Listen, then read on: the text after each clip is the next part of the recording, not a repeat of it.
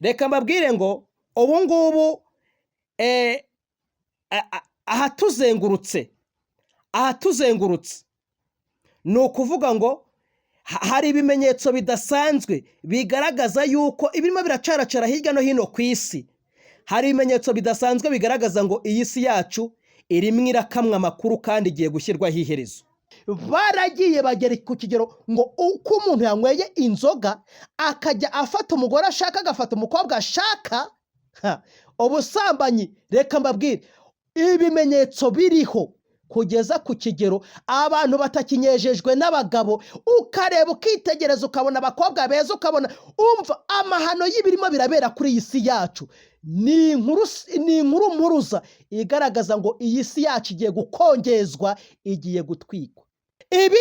Ibi ngiye kuvuga nibyo byabaye mu gace mbere y'uko igihe cyo kwa Nowa kirimbuka. Umujyi Nowa yaburiye yari atuyemo arababwira ati nyamuneka imvura izagwa.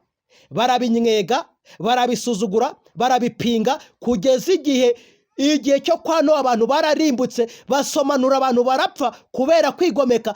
Umva, barapfa barashira. I Sodomu n'i Gomora Imana itanga umuburo inyuze muri Aburahamu, inyuze muri Loti. Mugende mu bisomo by'igice cya 19 cyo mu Itangiriro. Imana yababuriye atumva uyu mujyi ugiye gukongoka, ngo bari ku kigero cyo gusambana ari ubutinganye. Umva impamvu. Noneho ngere no ku ngingo igaragaza ngo ibyabaye byari byarahanuwe n'umuhanuzi w'umunyamerikakazi witwa Ellen G. White.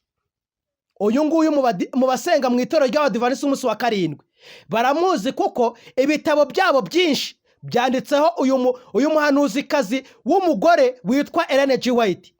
Umva ni iki cyateye uyu mujyi witwa Los Angeles kuba ushyizweho urimo uratwika ukaba urimo urashyirwaho iherezo.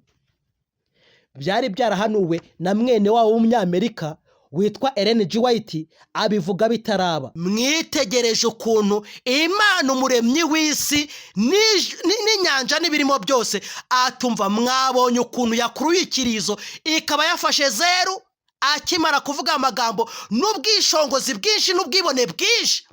Abari bari muri ibyo birori bose si ugukwenkwenuka, baraseka, baranezerwa, barishima, barayiteragura hejuru. Ati n'ubundi ni umujyi, umva ntakubaha Imana dufite. Ati ubundi si Imana ivuze iki?